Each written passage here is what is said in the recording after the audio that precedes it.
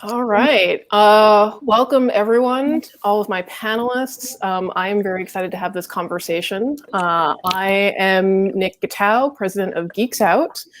We are a queer nonprofit all about rallying and empowering queer geek fandom. And with me today, I have some of my favorite people who I am personally a big fan of. And we are here to talk about DC Pride. Yeah. Very excited. So quick round of introductions. I'm going to go based on who's on my screen.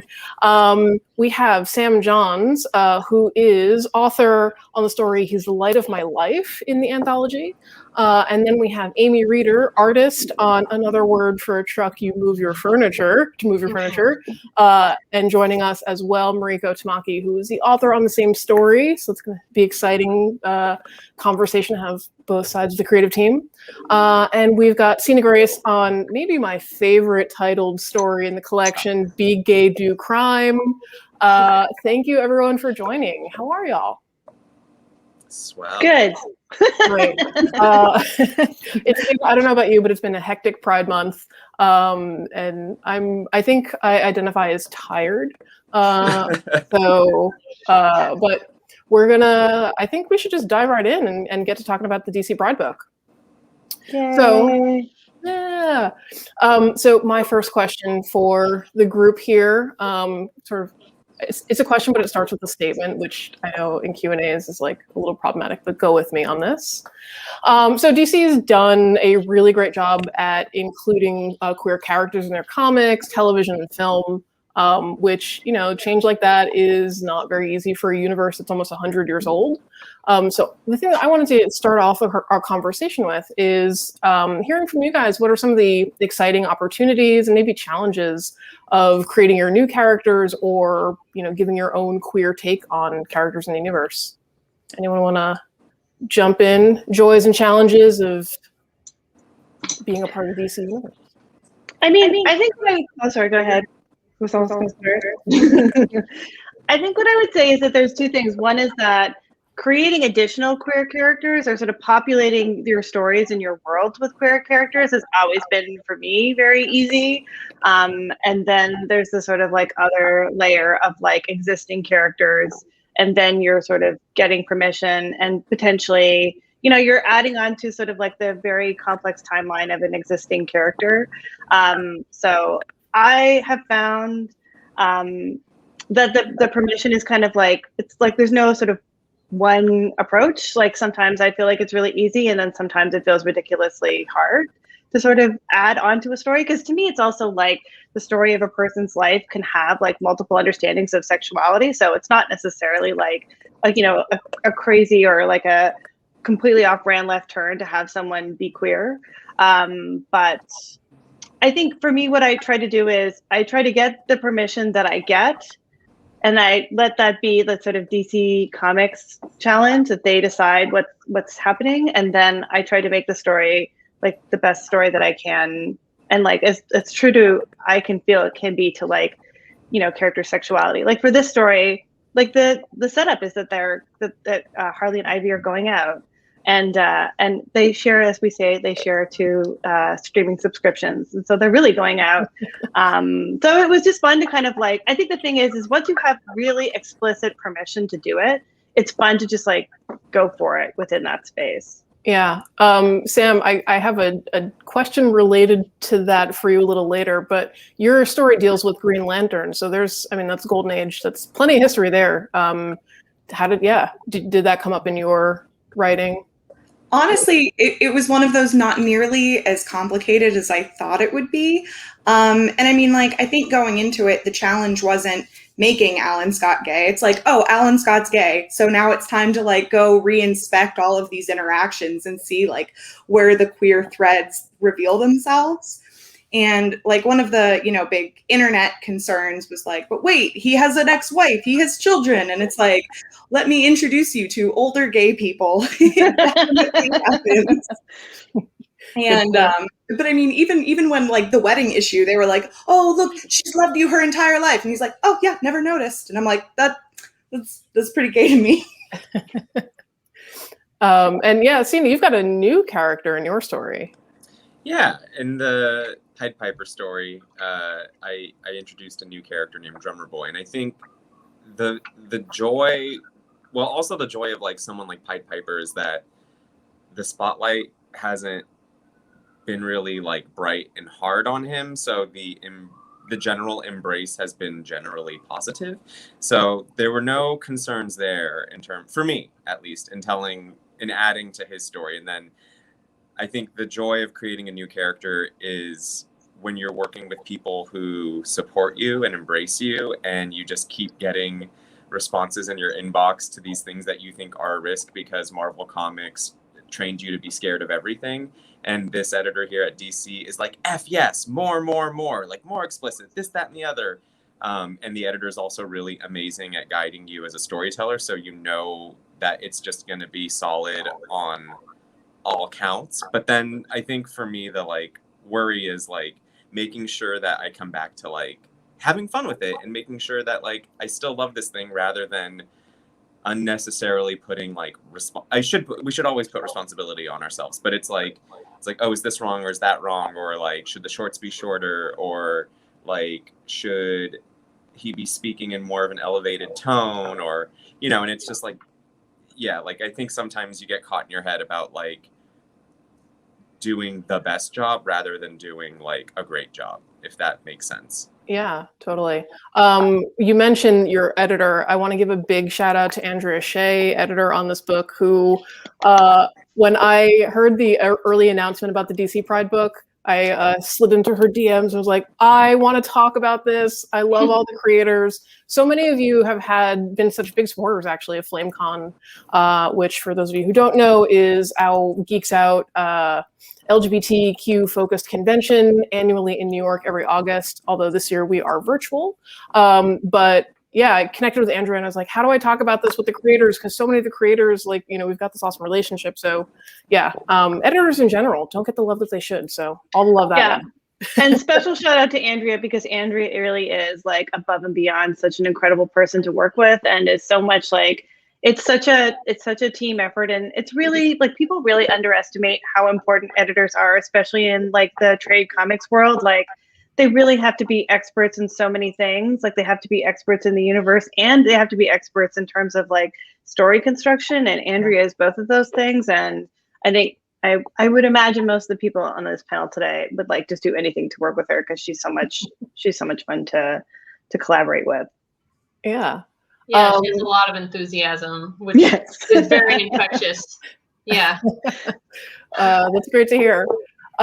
So speaking of, I guess, working within the large history of a universe, my other question, I guess my next question, and I'm going to toss this to Amy first. Okay. If you could pick a DC character you haven't drawn yet that you would like to kind of put your own, I don't want to say redesign, but flair on. Yeah. Oh, that's a tough one. I wouldn't like. Well, I haven't done. Can I say Poison Ivy, because I've only done this shorter story with Mariko. You want more pages. Yeah. Well, I've been wanting to draw her for a while, actually. I like foliage. I like drawing foliage, so that's part of it. I think she has a lot of potential. So I've been thinking about that for a while. So I would like to explore more Poison Ivy and kind of go really, really in depth into the plant side of her and how that informs who she is and stuff. Awesome. So yeah. Anyone else, maybe not drawing, but is there another character that you haven't worked with that you'd like to put your own fingerprints on? I'll go, because I have it's a stock answer at this point, but I feel like if I say it enough, it'll manifest. I really want to do like something with Catwoman, but like I'm holding out. I don't want to do like an 8-page backup. I don't want to do like a annual, like I want to do, I can't say I want to do Catwoman. I would like to work with her. Catwoman character. With her. I would like to work with her. I'd like to collaborate with the character and create like a stunning new chapter in her history. That's sort of my like, Yeah. She's great. One of my favorites. And Sina, even if talking about Catwoman, you really can get into any stickier situations, or I guess hot water, than Batman did with, or I guess Batman, Catwoman. Couldn't get any more complicated than that this week for our little not quite black label reference there. Yeah, that was a funny little whoops a daisies. But there you go, editorial doing its work. Yeah. Sam, any characters that you are eager to work with? I do. It's a bit of a deep cut. I used her as a side character in an upcoming thing, and I just fell in love with her. But March Harriet from the Wonderland Gang, and it was so quick. It was almost like a little blurb, but her story was that she was a lesbian jewel thief, romance that used mind control abilities. And I'm like, why is this just a couple word balloons? I want a 12-issue arc. So it's less about changing that history and more really letting it unfold.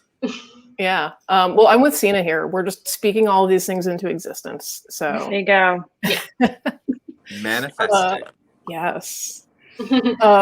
So I kind of want to do a little bit of a deeper dive into your individual stories here.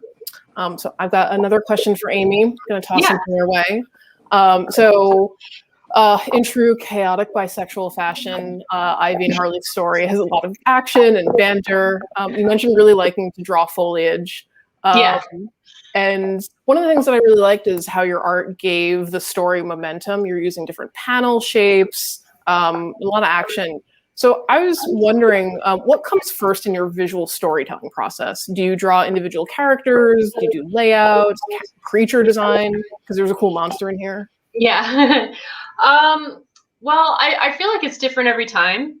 This time around, it was about designing the characters because I guess if I had one complaint when I heard the news about Harley Quinn and Poison Ivy is, and granted, I'm not great at keeping up on all of the lore. I know this sounds terrible, but I hadn't watched any of the DC animated stuff. And so actually my girlfriend introduced me to that so that I could kind of understand the characters a little bit better.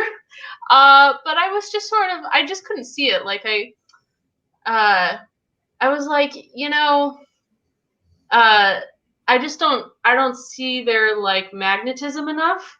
And I really like having chemistry between characters. If they're romantic, they should really it should just be oozing chemistry. So for me, it was about designing the characters in a way where I could see them actually going out. I don't know, Poison Ivy, she's always wearing a leotard, and just legs for days, which is cool and all, but I was just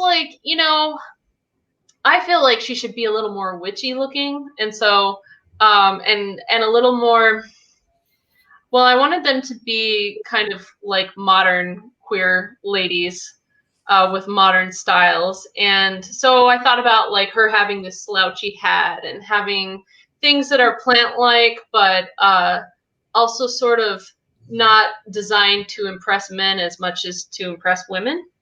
By the way, I love your cat. Yes. She's being good so far. She's cute. So I think that was really the thing is I really wanted to create two people that I could really see them having a good chemistry together. And also I wanted to visualize something that would match Mariko's how do you say, is the emphasis on the first syllable or the second syllable? Technically the Japanese it's Mariko, so it's all the same, but I'm Canadian and my parents are third generation, so I pronounce it Mariko. Oh, okay, cool. Thank you. Sorry. This is the first time I've gotten to meet her, actually. Yeah, this is really. Yeah, oh, hi. Yeah. You did an amazing job. Thank you so much. Thank you. Yeah. Well, yeah. So they had asked me if I wanted to draw this, and I read the script, and I loved it so much. I was actually going in thinking oh, I want to get them to let me write my own story and stuff. But then when I read it, I was like, well, now I have to do this. This is too good. and I wanted it to be done well too. Not that there are other people wouldn't do it well, but I felt like I could really see it So great job, by the way. Yeah, I had a blast on it. So That's so funny that this is the first time you guys are meeting. yeah. Well, it's comics, right? Like you don't, I remember one time someone at a convention came up and hugged me and I had such an intense response and they were like, Mariko, like it's me. I've been talking with you for like 5 months and I was just like, I don't know what's happening. And they were like, we're very close. Very That'll relatable. happen. Yeah, I was gonna say it's very relatable in this world where we've all moved. I mean, most of us have moved remote. Where I'm like, oh, I only know people by their emails and their thumbnail. Their avatar, right? Yeah. And you're like, you look nothing like your avatar, which is you as Harley Quinn or whatever. You know, like you have to sort of like, especially with illustrators. Illustrators never look exactly like their avatar. So yeah. And while I'm gushing a little bit, like I also I'm doing a variant cover for your Crush story. Oh, yes. So I've been able to read all that as well, and I just love it so much. So I didn't realize that you were so good at comedy, I guess, because I've read some of your stuff, but it was all more serious. So I love that you're so funny. So anyway. Well, thank you. Yeah, let's share. That's a great segue because I wanted to talk about Crush and Lobo. I mean, obviously, we're talking about DC Pride book, but Pride is not just relegated to June. Queer characters exist in the real world, forever. On our pages, and forever. Yep. So, what can you tell us about Crush and Lobo? Crush and Lobo is actually Crush and Lobo is something Andrea Shea and I have been talking about for years before we finally got the chance to do it. And it's with Amanke Nawalpan. I think that's how you say his name. He is amazing. So he is the illustrator, and then it's colors by Tamara Bunvillian, and the letters are Ariana Marr. And basically, I think of it as like a kind of wacky choose your own adventure with feelings and relationships. So it's sort of the story of sort of trying to sort of dig into a little bit the past and the sort of emotional complexities of a character who is not into that process at all and would like actively shun you trying to get into their feelings. And then it's very queer in that the character is very queer. And I mean, it's maybe the silliest thing I've ever written. It's like one of those things where the editor and Monke and I laugh. It's so silly, and the conversations we have about things that we keep adding, it keeps getting more and more Monty Python-esque every time we sort of revisit it. And yeah, I mean, it's been fun to just write something that is also just very queer, but it's not about addressing anybody's queerness. It's not about evaluating or addressing it. It's just the sort of understood that Lobo has a girlfriend, and there's nobody in this situation who needs to kind of identify or not identify, needs to clarify their identification to anybody else. They're just sort of doing their thing. And it's like they're doing they're doing their queer relationship horribly. It's writing these fights between Crush and her girlfriend has been very, very fun. So yeah, we just wrapped the last issue. Oh, wow. I saw the first, yeah, I think the first issue is out this month. First issue is out. But yeah, I just finished writing the last one. And I'm very sad. It was Andrea and I were just lamenting to each other, this is so exciting and so sad. How can it be both at the same time? But yeah, it's been really fun. Yeah. Hopefully people will read it. Yeah, I generally in my comics reading tend to stick in the universe of sad, heartfelt, coming of age stories. But I'm so excited that you're getting to write these characters that yeah, they're queer, but they're gonna, do a bunch of other things. There's action comedy. Yeah. Yeah, I mean, there's still room. I mean, not that Crush is crying, but there's still room for other people to cry because of things Crush has done.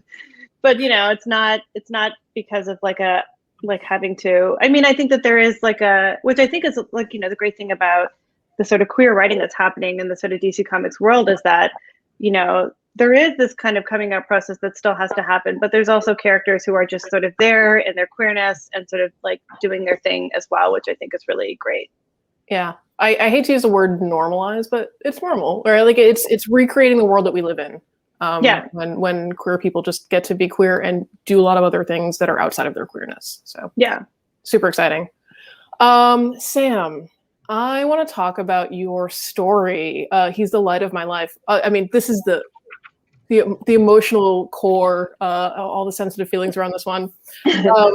So your story features the Golden Age Green Lantern, Alan Scott, meeting with his son, otherwise known as Obsidian. And they have this great conversation about, Obsidian is out and with his boyfriend at the start of the story. And we kind of go back into Alan Scott's own history. And you kind of were touching on this before. And one thing personally, so, I mean, as I guess I should say this out loud, part of the joy of moderating these conversations is I get to consume these stories and say, like, I have the moment to break these down with their creators, and basically share a bit about myself. But during June, and kind of year round, I think a lot about how in the queer community, we're sort of lacking this intergenerational communication. Obviously, there are many reasons for that, not the least of which AIDS pandemic and, living in cities where we used to congregate gets harder with time. Gentrification, I'm gonna hit on that with you, Sina, in a bit. Yeah, you're giving us this beautiful moment of intergenerational conversation around, what it was like back then and, coming out was difficult, living as a queer person is difficult. I was wondering what inspired you to write the story? Honestly, the process was such a pleasure. I worked with Klaus Janson on it, and it was really a collaborative effort. And we just got on the phone and we talked. And I think that intergenerational conversation is something that DC wanted to bring to it, which is, this idea of we have this younger queer person, they've got some gender stuff going on, and then we have this old guard, living legend, Klaus Janson.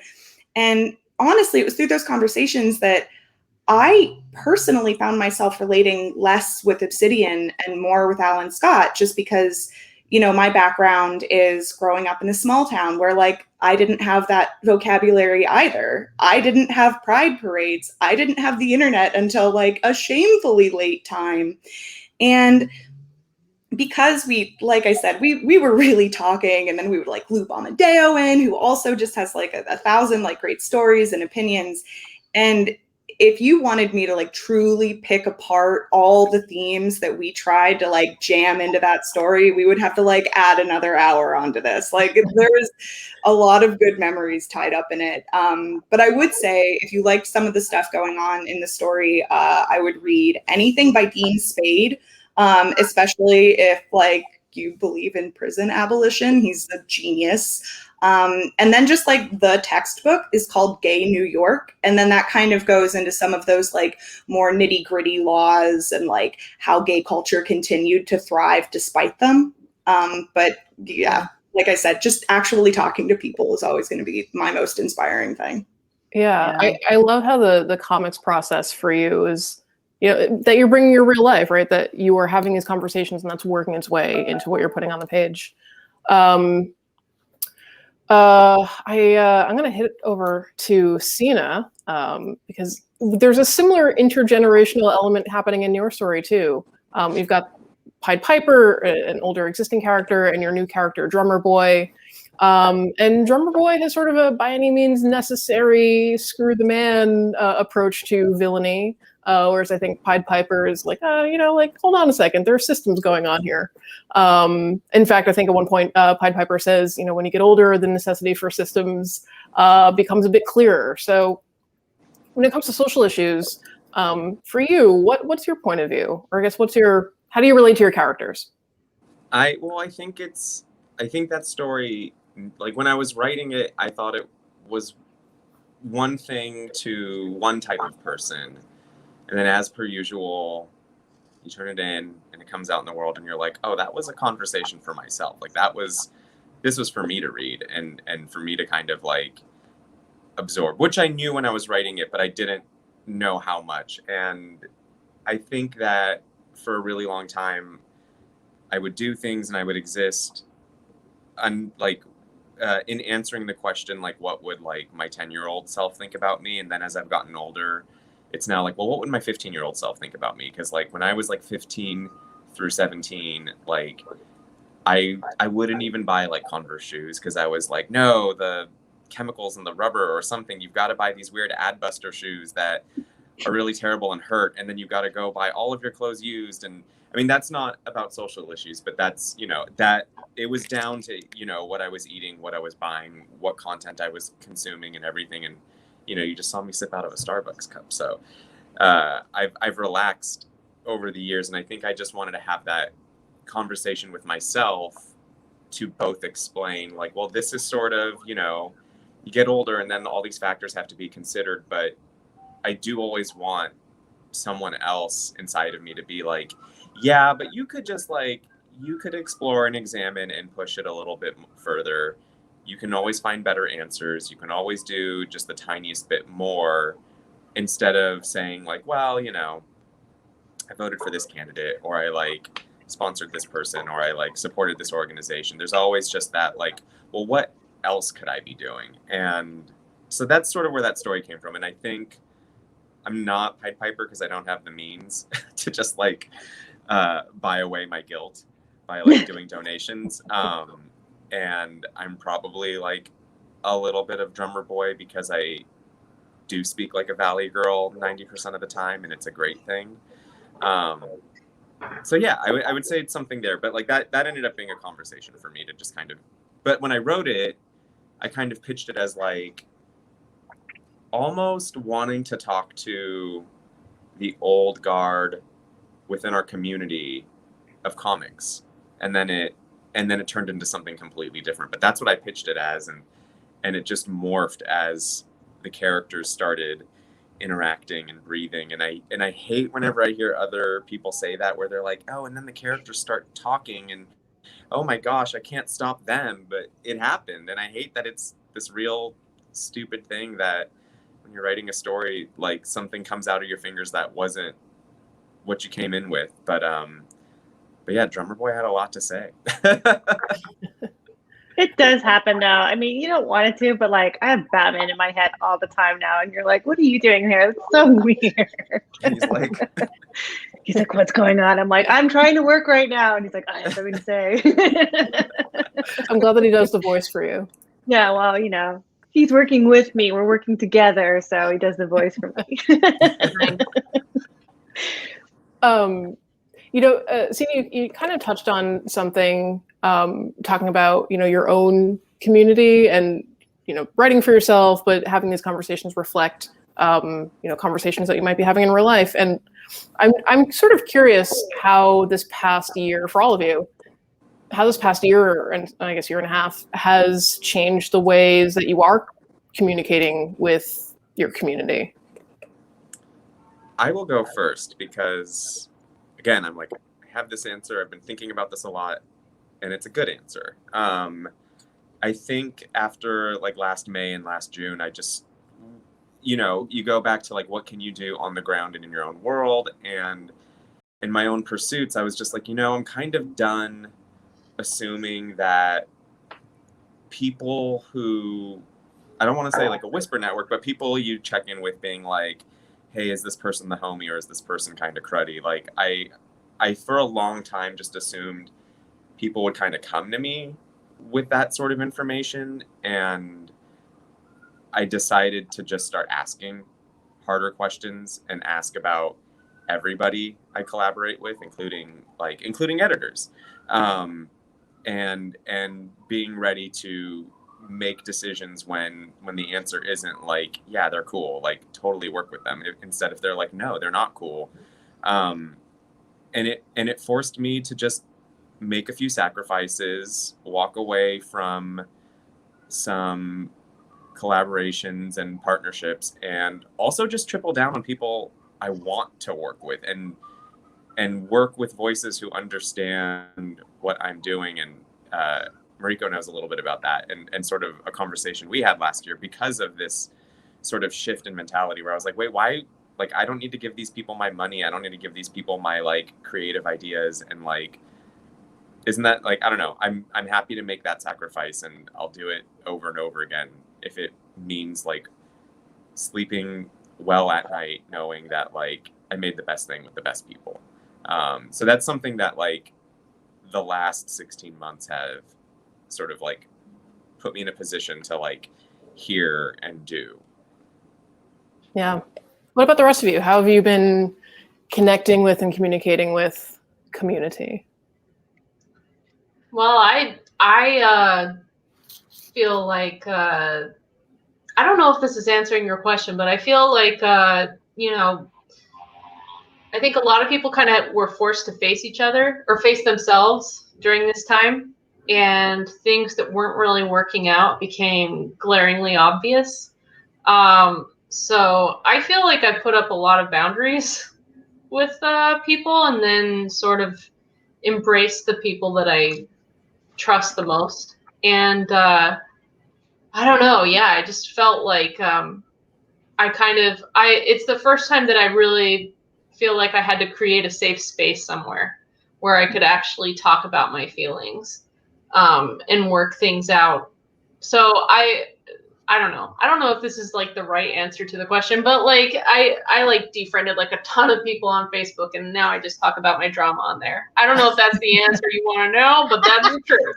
What I have done. This might not be the answer, but these are the steps that I have taken.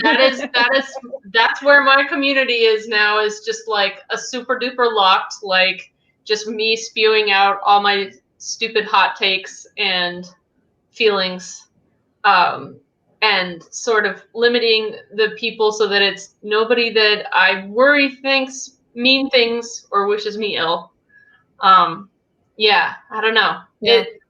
I don't know if other people felt similarly, but yeah. I mean, I feel like being a part of the queer community, there's a lot of conversations that sort of became more intense on social media that have been conversations that I've been having long before this last year. Like a lot of the sort of like the issues were issues that, you know, from my whole time as a writer have been things that I have thought about to worried about. And I think that one of the things that's sort of come up more recently, especially when you're producing work on such a regular basis, you're producing things that go out into the public, like at a speed that is not the sort of regular publishing speed. Like having something that you write then go to print within the space of a month is like not the normal gestation period that you would get normally for the things that you write.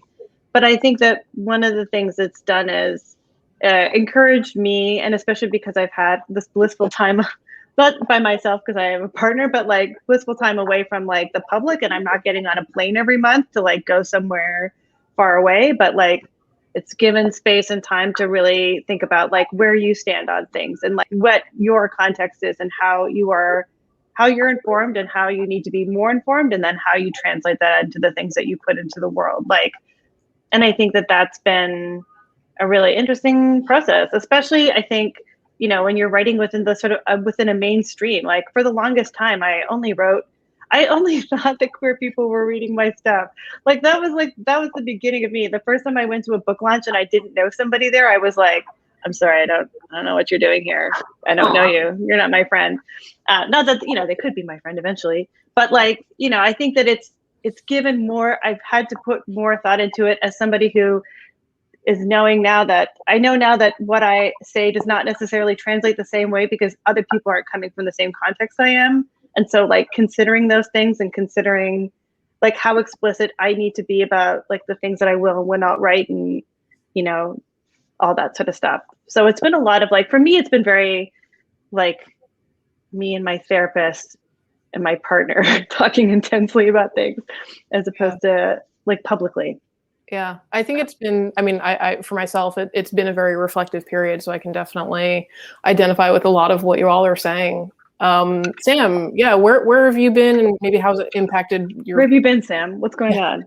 I don't know where you are, so to speak. All over the place. Honestly, Yeah. I think reflection is a good segue. I mean, I think, you know, at the start of quarantine, we all saw those posts about like what like quarantine bod we were going to get in, and like everything felt so physical for me. And I just ended up like isolating maybe a little more than I should, but I would find myself like lying on the floor totally naked, and then just being like, I am not my foot is mine. And then I would just like track my whole body and try and figure out exactly where I am in my body. And I didn't come to any brilliant realizations. I'm going to say that up front. But like being so isolated in that, like there was no performance. There was no one to perform for. And it was like all of my decisions that I started making about my body had to do with like urges that had nothing to do with aesthetics. And it's like, you know, I let my body hair grow. But then I was like, I started tweezing my chin just because I love like popping zits and like pulling hairs. Like that's the urge. And all the answers to this question are so great. Yeah. I know. But it does loop back to community because like for not to be a bummer, but for like family reasons, I was heading back to Pennsylvania, which is very much not New York. And I don't think a lot of people understood those decisions.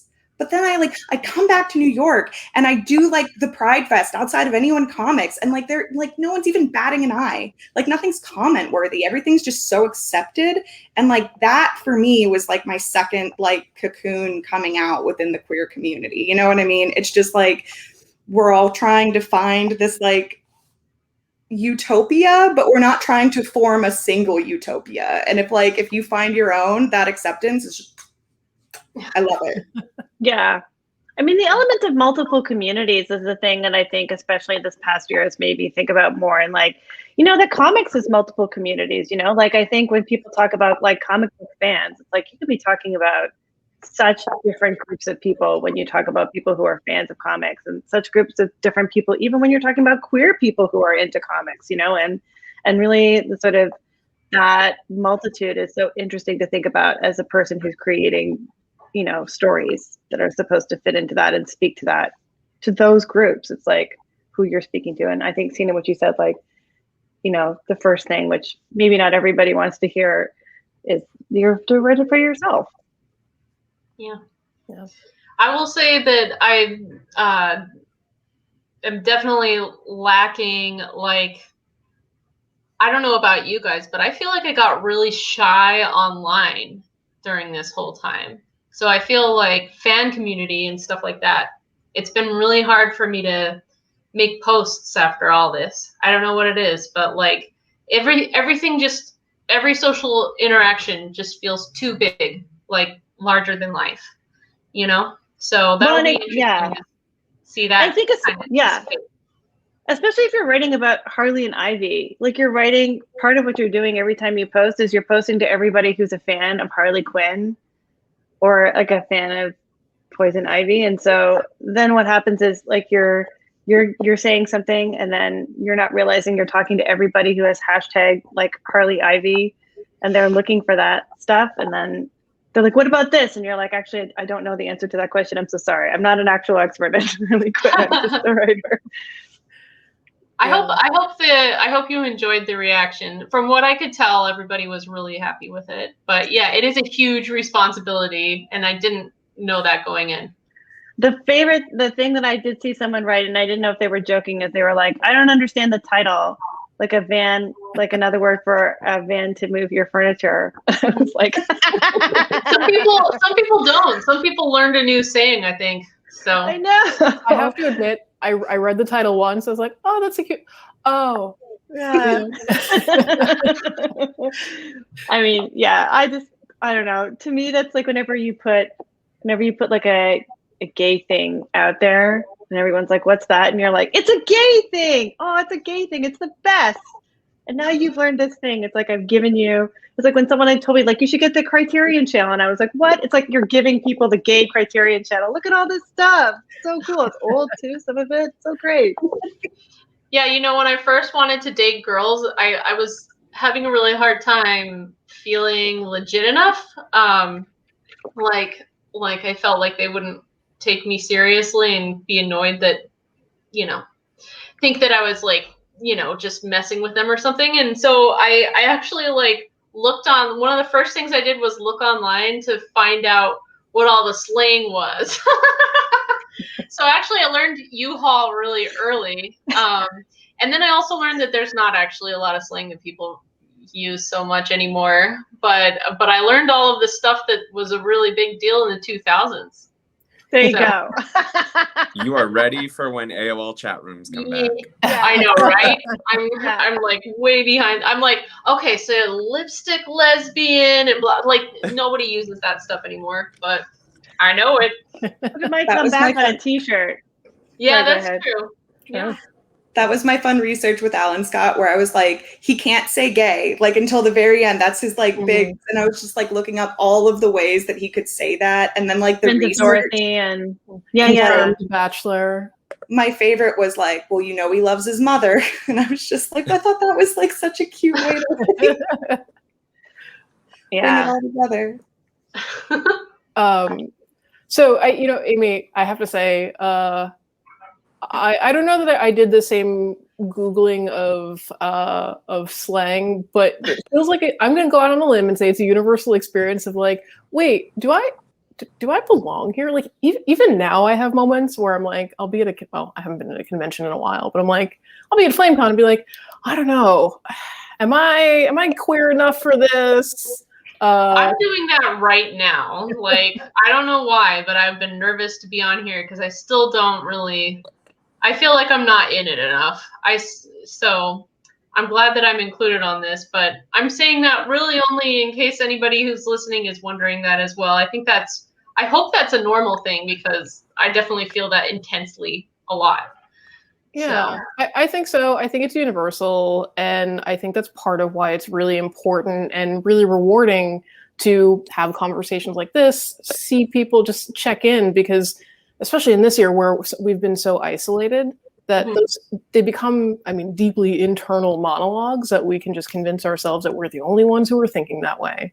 And that's community is here to be like, no, we're all having those silly thoughts. Exactly. Yeah. So speaking of reentry and community, it's June. Anybody have any Pride plans? Well, I'm going to Fire Island this weekend, so that's very gay. And I live in Chelsea, and my les friends recently moved to the West Village, so it's making things very easy, like to be able to sort of celebrate things. And so my girlfriend and I were walking down in the West Village, and somebody just like yelled in our ear, like "Happy Pride!" And I was like, "Why?" And we like looked down, and we were both. I had like rainbow shoes, and she had like her T-shirt that had she drew like a meme years ago called "Unicorn versus Dolphin." Look it up. And so she like made a shirt out of it, and it's got a rainbow, and like this unicorn and dolphin are gonna like kill each other, and the dolphin's got like all this tech on it. Anyway. We were like, oh yeah, we look really gay. You're like, right. You're like, how do you know? We were just dressing up for the occasion, I guess. But right. that was just Tuesday. I love that these are the things that get yelled at us now. Yeah, good. Anyone else? What's some Pride things that are going to happen for you this month, or maybe already happened? No, I think I'm doing a panel, and that's it. I've done a lot of queer Zooms. A lot of Zooms for you, Sina? I've seen a lot of Steve Orlando. I'm good for the month now. I love him, but there's only so many hours he and I can spend on panels together without getting crabby. He says we're like Trixie and Katya, and I was like, as long as I'm Katya. But no, I'm gonna go to Palm Springs, I think, for like a day and a night to just escape for a minute with some of my, gay besties.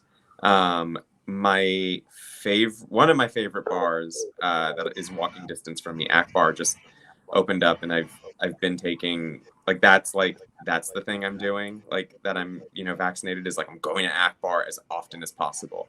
But I do want to get real for a second, because I'm 90% sure someone slipped something in the drink the other night. So be ready, y'all. Creepy people got creepier over the last 13 months. And it is a time to celebrate, but also be careful. Creepy people are creepy. So right. Be careful. I'm okay.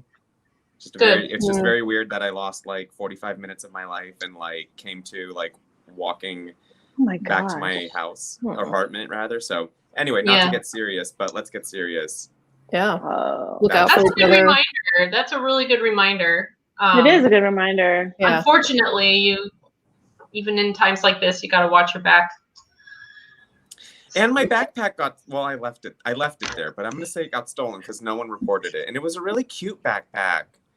That's a gay comment. Everyone hold on to your backpacks, hold on to your purses. Fanny packs. I wear fanny packs. Fanny packs. I have 2 fanny packs, and I never feel gayer than when I'm walking around with like, and if it's like, when you have your fanny pack and someone's like, do you have X? And you're like, I have 8 of X in my fanny pack right now. What do you need? You need an Advil? I got that. You need another mask? Got that too. I normally wear a crossbody purse. It never leaves my body. I had to bring books to dinner before the drink. So 2 drinks. That's why I'm like, that couldn't have Yeah. Anyway, neither here nor there. We can talk about it later. But I usually do wear a crossbody purse, but I had books that I had to give my friends beforehand. And that is why I came with it. Fanny pack and knapsack, both. Then you have both. Then you have something for the big things, something for the little things. Calling it a cross-body purse just elevates it. I guess, I am such a fanny pack purist because I feel like this whole crossbody stuff is just like an affront. Like the whole point is for you to wear it around your waist. I wear it full on 80s style. I just got this new one that's like Igloo Coolers is making like an 80s style fanny pack. It's huge, but I still wear it on my waist, and it fits 3 cans of soda in it. And it's like actually has like a refrigerated compartment. I'm like, this is going to be so useful this summer, walking around and needing a refresher, So that's my plug. I was just looking up this thing. Instagram gave me an ad, which was like clearly tailored for me, which is like horrible, but also helpful. And it's like an additional thing you could put on your fanny pack so that you can put your canteen in it. So it's like a strap that fits your canteen that you just put on there, or your like coffee, reusable mug type thing. And I spent like 10 minutes thinking about that. I was like, okay, now is that just, I could use that though. That is okay. I just bookmarked it. I was like, okay, to make this even worse, I'm going to bookmark it and come back to it. See, it's my hope that eventually we're all going to be wearing stuff that looks like kind of like post-apocalyptic with like a bunch of pouches hanging here and there and just on our person. Yeah. And coveralls. Those sequins. Yeah. Right? Yeah. But me.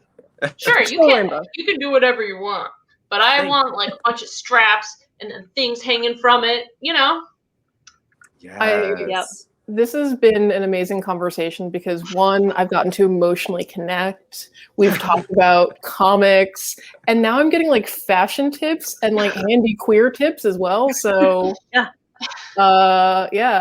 bring on the multi-tools that we were talking about. Yeah. Okay, next DC swag bag. Oh, DC Comics multi-tool, DC Comics fanny pack. Oh yeah. And then just those 2 things. Then you don't have to just those 2 things. Wait a minute. To contribute to this fanny pack conversation and bring it back to DC Comics, I sent DC publicist Clark Bull the link to the fanny pack he now wears, which is like a mustard yellow. It's that like Fjallrav and that backpack company. Their fanny packs are perfect, and I did that. So yes, and Clark Bull should be great.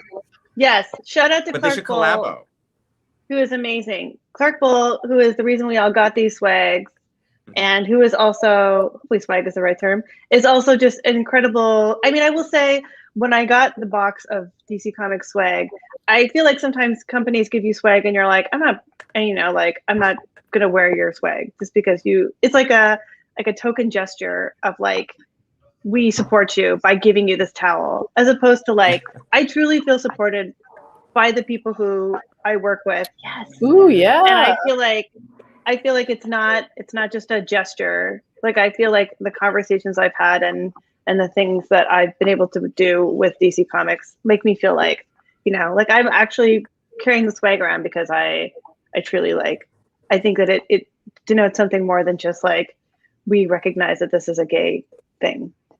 Yeah, I have to say from my end, big thanks to Clark Bull. Also Jennifer, I'm going to try, Fuglevin, who both of those folks are in DC marketing and PR. They were such great helps in getting this all organized. And, you know, part of the conversation we had is that, you know, it sounds a little cliched, but Pride doesn't just exist in June.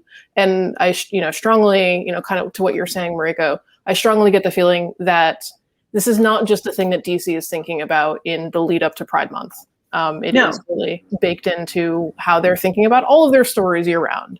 So, yeah, it's an ongoing conversation all the time. It's an ongoing conversation about, you know, like what kind of books that they're doing, what kinds of stories they're doing, what, you know, what to include and not include in stories now. I think it's been a really great, especially for me, like this past year, talking to editors especially, it's been really amazing. Yeah. Well, on that note, this has been an excellent time. Thank you everyone for joining me, joining Geeks Out, and to talk about the DC Pride book. For everyone who is watching, please head, if you haven't already gotten the book, which, what are you waiting for? If you have, and also Sam autographed this copy for me. Thank you, Sam.